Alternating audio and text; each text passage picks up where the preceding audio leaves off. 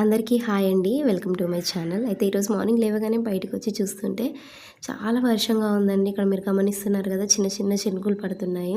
మొత్తం తడిగా ఉందండి. అయితే ఈ టైంకి టిఫిన్ అయితే రెడీ అయిపోయింది. ఆ బాక్స్కి లంచ్ పెట్టించాలి కనుక ఏం చేద్దాము అని ఆలోచించేలోపు మన మార్కెట్ నుంచి తెచ్చిన సోరకాయ కనిపించిందండి. ఈ సోరకాయ చలవనే కదా, బాగుంటుంది, చేద్దాంలే అనుకున్నాను.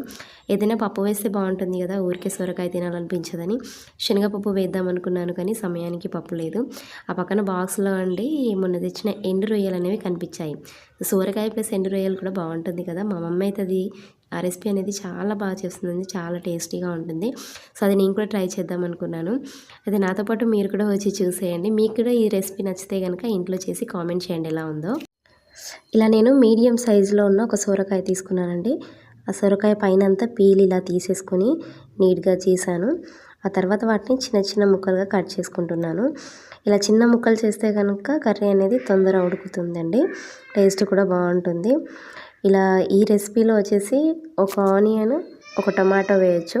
అయితే నేను ఈ రెసిపీ పచ్చిమిరపకాయలతోనే చేస్తున్నాను కనుక మొత్తము 15 వరకు తీసుకున్నానండి. మీడియం సైజు సొరకాయకి 15 అనేవి సరిపోతాయి. మీకు ఎక్కువ కారం కావాలనుకుంటే కనుక మీరు ఎక్కువ కూడా వేసుకోవచ్చు, అది మీ టేస్ట్ని బట్టి ఉంటుంది. నేను మాత్రం 15 తీసుకున్నాను. వాటన్నిటిని ఇలా చిన్న చిన్న ముక్కలుగా కట్ చేసుకుంటున్నాను. మీరు ఇక్కడ చూస్తున్నారు కదా, మిరపకాయలు నేను కడిగి నీట్గా కట్ చేసుకుంటున్నాను. ఇక్కడ మీరు చూస్తున్నట్టు పచ్చిమిరపకాయలని నేను కట్ చేసుకున్నానండి. ఆ తర్వాత రొయ్యలు మీరు ఇక్కడ చూస్తున్నారు కదా, ఎండు రొయ్యలండి, అవి చాలా బాగుంటాయి. అయితే మనం అలాగే వేసుకున్నాం అనుకోండి, ఇంట్లో చిన్నపిల్లలు ఉంటే కనుక దానికి ఉన్న ముళ్ళు గుచ్చుకుంటాయి కదా. సో అందుకని చెప్పేసి నేను ముళ్ళుని సపరేట్గా తీస్తున్నాను. సో వేరు చేశాను ముళ్ళు. ఇలా రొయ్యలను ముళ్ళును వేరు చేసుకున్నానండి. వేరుకి చేసుకున్న తర్వాత రొయ్యల్ని మంచిగా నీట్గా కడుక్కోవాలి, ఎందుకంటే మార్కెట్ నుంచి తెస్తాం కాబట్టి నీట్గా ఉండదు. సో కొంచెం వాష్ చేసుకున్న తర్వాత ఇక్కడ వంట అయితే నేను స్టార్ట్ చేశానండి. ఇక్కడ ఒక కడాయి తీసుకున్నాను. ఈ కడాయిలో వచ్చేసి నేను 3 స్పూన్స్ ఆయిల్ తీసుకుంటున్నానండి. ఎందుకంటే ఇది నేను ఫ్రై చేస్తున్నాను. ఈ రెసిపీ వచ్చేసి మీకు పులుసు కావాలనుకున్నా కూడా బాగుంటుందండి. పులుసు చేసేవాళ్ళు ఇంకా ఎక్కువ ఆయిల్ కూడా వేసుకోవచ్చు. సో ఆయిల్ ఎక్కువ ఉంటేనే పులుసు అనేది టేస్ట్ ఉంటుంది.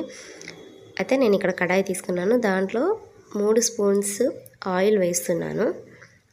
ఈ మీడియం సైజ్ సోరకాయకి 3 స్పూన్స్ అనేది సరిపోతుంది. 3 స్పూన్స్ ఆయిల్ నేను తీసుకున్నాను. సో ఆయిల్ కొంచెం వేడైన తర్వాత ఇక్కడ ఆ పోపు దినుసులు వచ్చేసి ఆవాలు, జీలకర్ర అండ్ మినప్పప్పు వేస్తున్నాను. మీరు ఇక్కడ చూస్తున్నారు కదా, ఆవాలు, జీలకర్ర, మినప్పప్పు, ఈ 3 మాత్రమే నేను వేస్తున్నానండి. మీకు ఇంకా ఏదైనా నచ్చితే కనుక మీరు అవి కూడా యాడ్ చేసుకోవచ్చు. ఇలా వేసుకున్నాను. ఇలా అవి ఫ్రై అయ్యేలోపు నేను తీసుకున్న సోరకాయ ఉంది కదా, అది నీట్గా కడుగుతున్నానండి. కడిగి ఇలా పెట్టేసుకున్నాను. ఆ తర్వాత ఆనియన్స్ వేస్తున్నాను. ఒక ఆనియన్ సరిపోతుందండి మీడియం సైజ్ సోరకాయకి. ఆనియన్ వేసుకున్నాను. ఆ తర్వాత పచ్చిమిరపకాయలు కూడా వేస్తున్నాను. అవి వేసుకొని ఫ్రై చేసుకోవాలండి. కొంచెం అవి వేగేంత ఇలా కలుపుకోవాలండి. ఆ మిరపకాయలన్నీ వేగేంత వరకు మంచిగా కలుపుకున్న తర్వాత ఇలా ముళ్ళు తీసి పెట్టుకున్న ఎండు రొయ్యల్ని 2 సార్లు మంచిగా వాష్ చేసుకోవాలండి. వాష్ చేసుకున్న తర్వాత దాంట్లో వాటర్ పోసి ఒక 5 మినిట్స్ పాటు ఇలా పక్కన మనము నానబెట్టుకోవాలి. ఇలా నానబెట్టుకున్న తర్వాత నేను అల్లం వేస్తున్నాను. అల్లము వేసిన తర్వాత అల్లము పచ్చివాసన పోయేంత వరకు మనం మంచిగా ఆయిల్లో వేయించుకోవాలి. ఇలా వేయించుకున్న తర్వాత కొంచెం పసుపు వేస్తున్నాను. పసుపు వేసుకున్న తర్వాత తగినంత సాల్ట్ వేసుకుంటున్నాను. సాల్ట్ వేసుకొని ఇలా కలుపుకోవాలి. ఇలా కలుపుకున్న తర్వాత మంచి కడిగి పెట్టుకున్న సొరకాయ ముక్కల్ని కూడా వేసుకుంటున్నాను.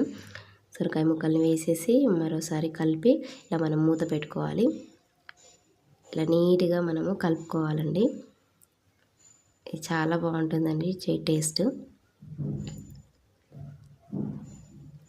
ఇలా మూత పెట్టేసుకోవాలి. మూత పెట్టేసుకున్న తర్వాత మళ్ళీ ఒకసారి కలుపుకోవాలి. ఇది హై ఫ్లేమ్లో పెట్టద్దండి, లో ఫ్లేమ్లోనే మీడియం సైజ్ పెట్టుకోవాలి. హై పెడితే కనుక మాడిపోతుంది. లో ఫ్లేమ్లో పెట్టేసి నీట్గా మనం ఇలా కలుపుకొని మూత పెట్టుకోవాలి. ఆ తర్వాత టమాటా వేస్తున్నానండి. ఒక చిన్న సైజు టమాటా అనేది సరిపోతుంది. ఆ తర్వాత దాంతోపాటు రొయ్యలు కూడా నానబెట్టుకున్న రొయ్యలు వేసేసి కలుపుకుంటున్నాను. ఇలా నీట్గా కలుపుకున్న తర్వాత కొద్దిసేపు మూత పెట్టేసుకోవాలి.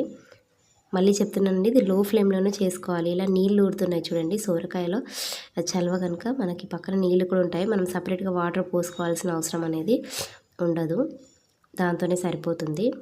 ఇలా ఫ్రై చేసుకోవాలి. ఇలా చేసుకున్న తర్వాత లాస్ట్ నేను మసాలా వేస్తున్నానండి. ఇక్కడ నేను చికెన్ మసాలా వేస్తున్నాను.